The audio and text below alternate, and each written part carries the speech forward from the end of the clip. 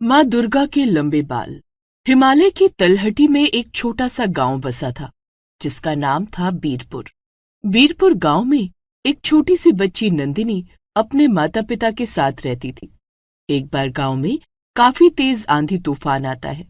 अब नंदिनी अपने परिवार के साथ आंधी तूफान से बचने के लिए क्या करेगी, जानने के लिए देखिए हमारी कहानी माँ दुर्गा के लंबे बाल। बीरपुर गांव में माँ दुर्गा का एक प्राचीन मंदिर था।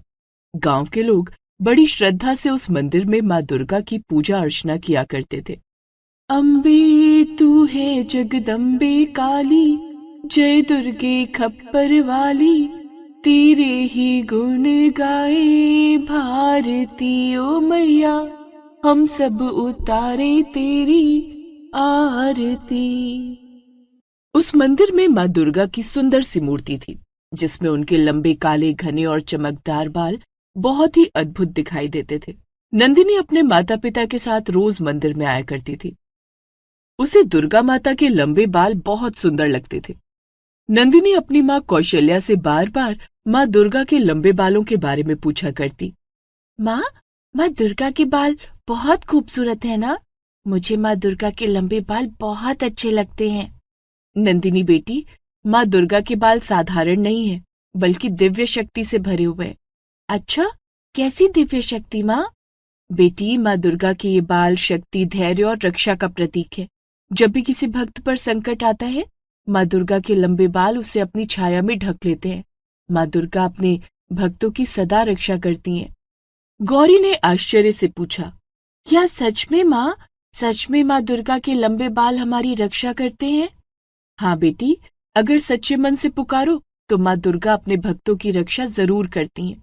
उस दिन से माँ दुर्गा के प्रति नंदिनी का विश्वास और बढ़ जाता है। वो रोज उस मंदिर में जाती और माँ दुर्गा के लंबे बालों को काफी देर तक निहारा करती। नंदिनी के पिता गांव में रहने वाले एक सेठ के घर में नौकर थे। सेठ उनसे काम तो बहुत करवाता, लेकिन उस हिसाब से उन्हें पैसे नहीं देता था। नंदिनी की माँ, इस महीने भी सेठ जी ने सिर्फ 5,000 रुपए दिए हैं। मैंने सोचा था चैत्र नवरात्रि पर माँ दुर्गा के लिए कुछ नए कपड़े और श्रृंगार का सामान ले लूंगा। 5,000 रुपए माँ दुर्गा के कपड़े और श्रृंगार के लिए काफी हैं। आप चिंता क्यों कर रहे हैं? माता के भोग के लिए प्रसाद और पूजा का सामान भी तो लेना है। मैंने सोचा था कि कुछ पैसे बच जाते तो तुम्हारे और नंदिनी के लिए कुछ नए कपड़े ले लेता।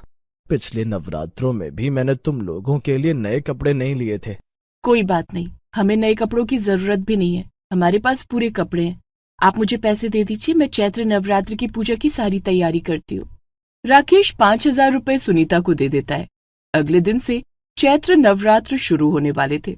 सुनीता बाजार जाकर माँ दुर्गा की पूजा आराधना के लिए सामान ले आती है।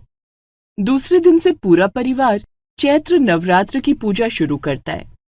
राकेश और सुनीता ने 9 दिनों का व्रत रखा होता है। नंदिनी भी 9 दिनों के व्रत रखने की इच्छा जताती है।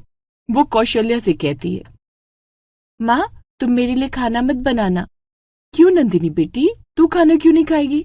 माँ, मैं भी 9 दिनों तक चैत्र नवरात्रि का व्रत रखूंगी और माँ दुर्गा की पूजा करूंगी। लेकिन नंदिनी बेटी, तू अभी बहुत छोटी है, तुझसे भूखा नहीं रहा जाएगा। माँ, मैं भूखी रह लूंगी। माँ दुर्गा मुझे शक्ति देंगी। तुम ही तो कहती हो ना माँ कि दुर्गा माँ अपने भक्तों की रक्षा करती हैं, तो 9 दिनों तक माँ दुर्गा मेरी रक्षा करेंगी। सुनीता हंसने लगती है। ठीक है, तू भी व्रत रख ले, लेकिन चैत्र नवरात्रि व्रत के नियम बहुत कठिन होते हैं। मैं व्रत के पूरे नियमों का पालन करूंगी। नंदिनी भी अपने माता पिता के साथ चैत्र नवरात्रि का व्रत रखती है और माँ दुर्गा की पूजा करती है। वो रोज सुबह अपने माता पिता के साथ माँ दुर्गा के मंदिर जाती और माँ दुर्गा की पूजा करती। ओम जय अम्बे गौरी, मैया जय श्यामा गौरी, तुमको निश दिन ध्यावत हरि ब्रह्मा शिवरी, ओम जय अम्बे गौरी। मांग सिंदूर विराजत, टीको मृग मद को, उज्ज्वल से दो नैना, चंद्र वदननी को, ओम जय अम्बे गौरी। मंदिर में नंदिनी की नजरें माँ दुर्गा के लंबे बालों पर ही टिकी रहती। वो लंबे बालों में माता रानी का अद्भुत रूप निहारती। माँ दुर्गा के लंबे बाल कितने ही सुंदर हैं। काश मैं माँ दुर्गा के बालों को करीब से देख पाती।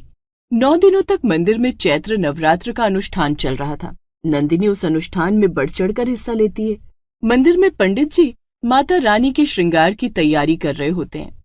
नंदिनी उनके पास जाती है। पंडित जी, माँ दुर्गा के लिए फूलों की माला मैं बना दूं? हाँ, क्यों नहीं नंदिनी, माता रानी के लिए फूलों की माला तू बना दे, माता बहुत खुश होंगी। नंदिनी बड़ी खुशी खुशी माता रानी की सेवा किया करती। इधर निर्दयी सेठ जानता था कि राकेश 9 दिनों के व्रत में है, लेकिन ये जानकर भी वो उससे पहले से भी ज्यादा मेहनत वाले काम करवाता। राकेश, ये अनाज की बोरियां उठाकर गोदाम में रख दे और ध्यान रहे एक भी बोरी फटने ना पाए, एक दाना भी बर्बाद नहीं होना चाहिए। ठीक है मालिक, आप चिंता मत कीजिए, एक भी बोरी नहीं फटेगी। राकेश बोरियां उठाता है तो वो काफी भारी होती हैं। जय माँ दुर्गे, मेरी सहायता कर माँ। माँ का नाम लेकर राकेश एक एक करके अनाज की सारी बोरियां गोदाम में रख देता है। सेठ का गोदाम बहुत बड़ा था। उसमें पूरे गांव भर के खेत का अनाज रखा जाता था, जिसे सेठ शहर में बेचकर ढेरों पैसे कमाता था। सेठ बड़ी बेरहमी से राकेश से भारी बोरियां उठवाता, लेकिन राकेश माँ दुर्गा का नाम लेकर उसके बताए सारे काम आसानी से कर देता, जैसे माँ दुर्गा खुद राकेश की मदद कर रही हो। भूखे प्यासे रहने के बाद भी राकेश के माथे पर शिकन नहीं आती। 9 दिनों के व्रत में भी ये सारे काम कैसे कर लेता है? सेठ को माँ दुर्गा की शक्ति का एहसास नहीं था। वो ना तो कभी माँ दुर्गा की पूजा करता और ना ही पूजा अर्चना में कोई मदद करता। मंदिर में होने वाली पूजा गांव के लोग ही करवाते थे। धीरे धीरे नवरात्रि के 8 दिन बीत जाते हैं। रात में जब नंदिनी अपने माता पिता के साथ सो रही होती है तो उसके सपने में माँ दुर्गा आती हैं। उनके लंबे बाल हवा में लहरा रहे थे, जैसे कोई काली नदी बह रही हो। उनके लंबे बालों को देखकर नंदिनी मंत्रमुग्ध हो जाती है। नंदिनी को देखकर माँ दुर्गा मुस्कुराती हैं। नंदिनी बेटी, तुम मेरे लंबे बाल देखना चाहती हो ना? हाँ माँ दुर्गा, मैं आपके लंबे बाल नजदीक से देखना चाहती हूँ। जब भी किसी भक्त पर संकट आता है, मेरे बाल उसे अपनी छाया में ढक लेते हैं। तुम्हारे गांव पर संकट आने वाला है, जिसमें सेठ के अनाज का गोदाम नष्ट हो जाएगा। फिर क्या होगा माँ? लेकिन नंदिनी की बात का कोई जवाब दिए बिना माँ दुर्गा अंतर ध्यान हो जाती हैं। नंदिनी नींद में ही चिल्लाने लगती है, माँ दुर्गा, माँ दुर्गा, आप कहाँ चली गई? बताओ ना, फिर क्या होगा? हमारे गांव को कौन बचाएगा? आप हमें बचाओगी ना? नंदिनी को सपने में चिल्लाते देख सुनीता और राकेश की नींद खुल जाती है। राकेश नंदिनी को जगाता है। नंदिनी बेटी, क्या बात है? तूने कोई सपना देखा है क्या? नंदिनी नींद से जाग जाती है। वो राकेश और सुनीता को सारी बात बताती है। हो सकता है माँ दुर्गा की ये बात सच हो जाए। कहीं सच में ऐसा हुआ तो क्या होगा? माँ दुर्गा हम सबकी मदद करेंगी, मुझे उन पर पूरा विश्वास है। नंदिनी बेटी, चल अब सो जा, अभी रात बाकी है। वे तीनों फिर से सो जाते हैं, लेकिन सुबह जब उनकी नींद खुलती है तो पूरे गांव में चीख पुकार मच रही होती है। लोग अपने अपने घरों में भाग रहे होते हैं। भागो भागो, नहीं तो हम सब मारे जाएंगे। ये कैसा शोर है? लगता है हमारे गांव में कोई विपदा आई है। मैं बाहर जाकर देखता हूँ। राकेश बाहर जाकर देखता है कि आसमान में काले बादल छाए हुए हैं। गांव में अचानक तेज तूफान आ गया है। हवाएं तेज चल रही हैं। लोग डर के मारे अपने घरों में छिप रहे हैं। राकेश घर के अंदर आता है। गौरी, सुनीता, तुम दोनों बाहर मत जाना। हमारे गांव में बहुत बड़ा तूफान आया है। बड़े बड़े पेड़ जड़ समेत उखड़ कर गिर गए हैं। अगर हम बाहर गए तो हमारी जान को खतरा हो सकता है। माँ दुर्गा ने जो कहा था वो सच हो गया। उसी समय सेठ रोते हुए वहां आता है। कोई तो मेरे गोदाम को बचाओ। गांव के सारे पेड़ उखड़ उखड़ कर मेरे गोदाम पर गिर गए हैं। गोदाम की छत फट गई है। अगर बारिश हो गई तो मेरा सारा अनाज बर्बाद हो जाएगा। लेकिन सबको अपनी जान प्यारी थी। इतने बड़े तूफान में सेठ की मदद करने के लिए कोई अपने घर से बाहर नहीं निकलता। तभी जोर जोर से बारिश होने लगती है। सेठ भी जोर जोर से रोने लगता है। बारिश होने लगी। जिसका डर था वही हुआ। मेरे सारे अनाज सड़ जाएंगे। मैं गरीब हो जाऊंगा। सेठ के रोने की आवाज सुनकर नंदिनी घर से बाहर जाने लगती है। सुनीता उसे रोकती है। तू कहाँ जा रही है नंदिनी? देख नहीं रही बाहर कितनी तेज बारिश हो रही है? तूफान आया है, तुझे कुछ हो गया तो? माँ, सेठ जी को हमारी जरूरत है। लेकिन हम सेठ जी की क्या मदद कर सकते हैं? हम नहीं, माँ दुर्गा सेठ जी की और हम सब की मदद करेंगी। नंदिनी घर से बाहर आती है और सेठ से कहती है, सेठ जी, आप चिंता मत कीजिए, मैं माँ दुर्गा से प्रार्थना करूंगी, वो सब ठीक कर देंगी। क्या? लेकिन माँ दुर्गा क्या करेंगी?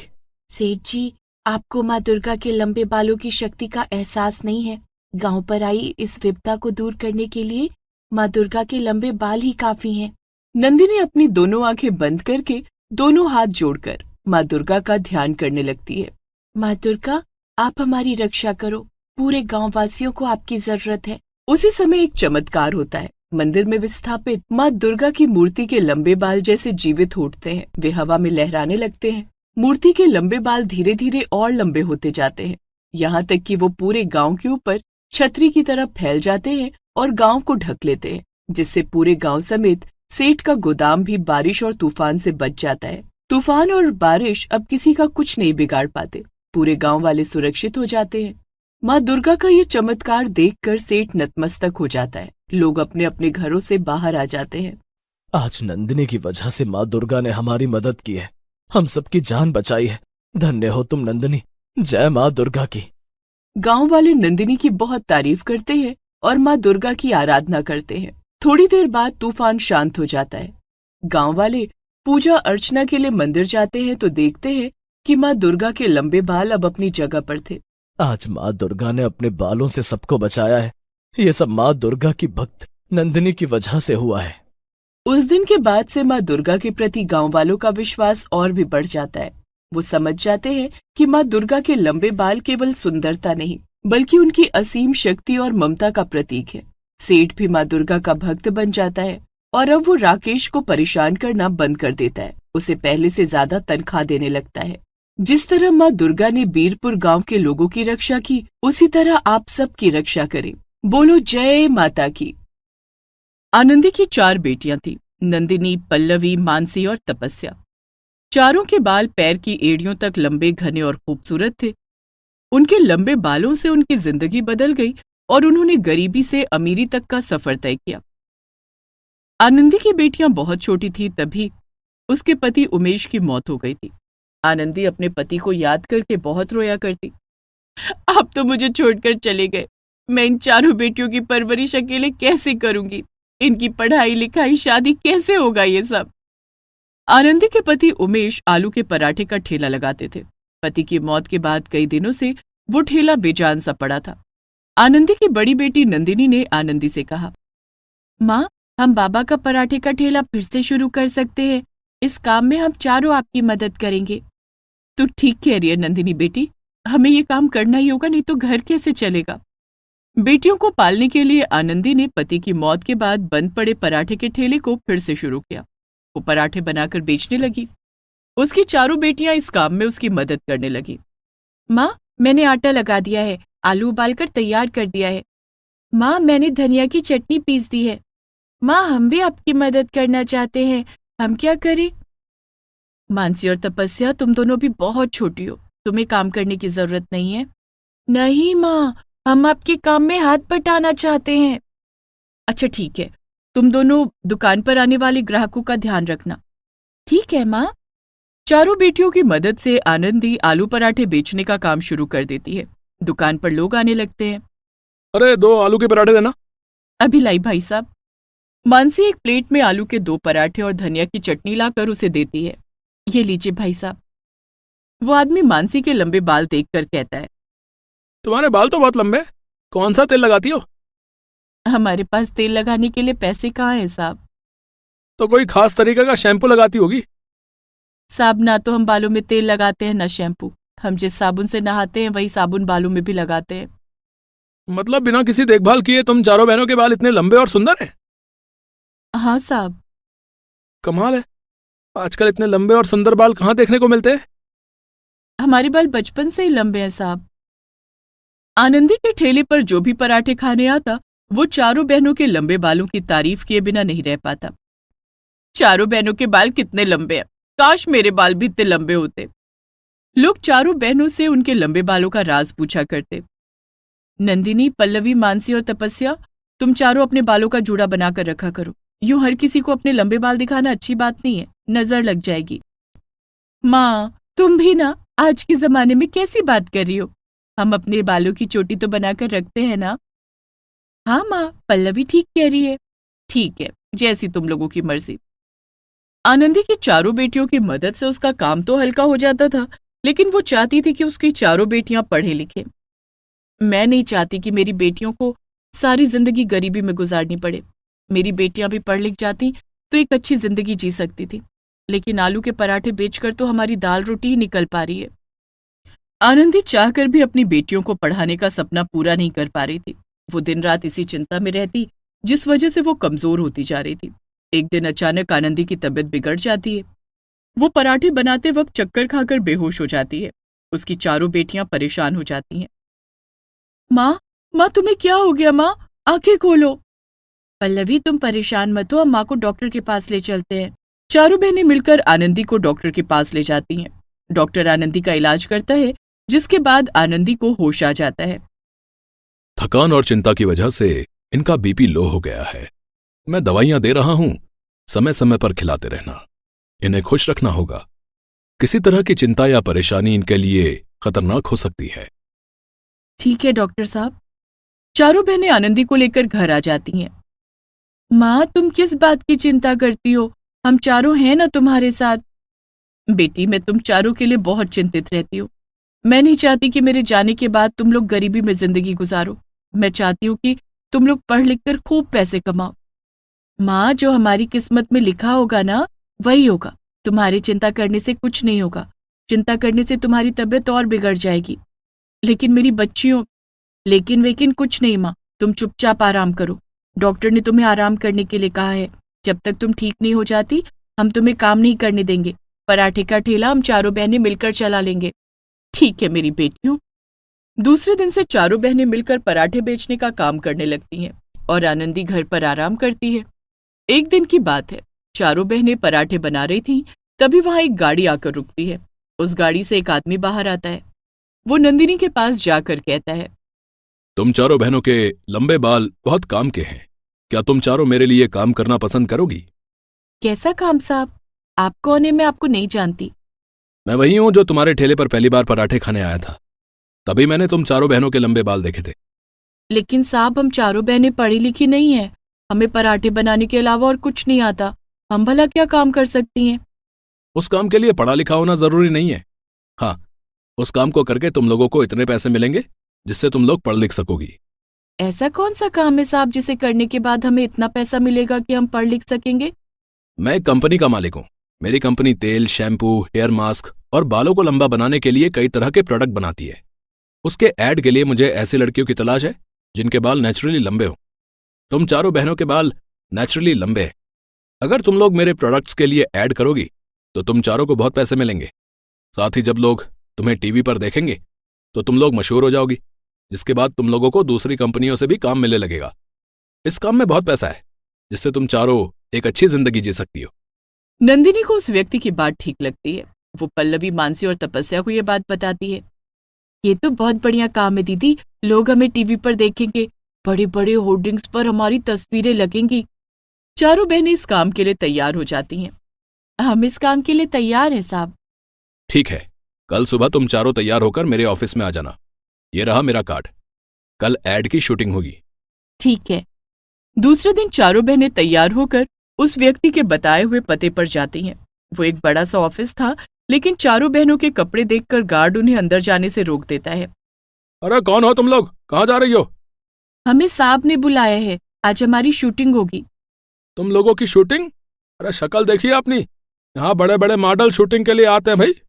उसी समय कंपनी का मालिक वहां आ जाता है। अरे आ गए तुम लोग। यहाँ क्या कर रहे हो? अंदर चलो। देखिए ना साहब, गार्ड अंकल हमें अंदर ही नहीं जाने दे रहे हैं। वो व्यक्ति गार्ड से कहता है, रामू, ये हमारे नए मॉडल हैं। इन्हें अंदर आने से मत रोकना। ठीक है साहब।